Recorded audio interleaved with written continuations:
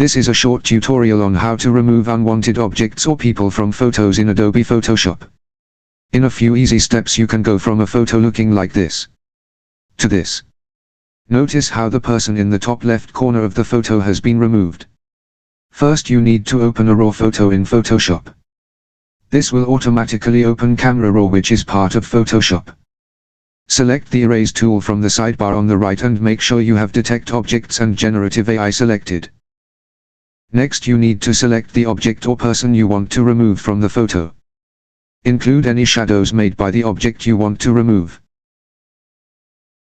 The selected area will appear in color on screen. Click Remove and wait for it to load.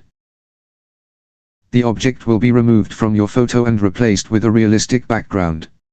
If you don't like what it has generated, you can click through a few variations until you find one you like.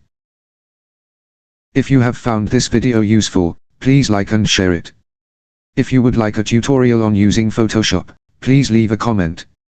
Thanks for watching.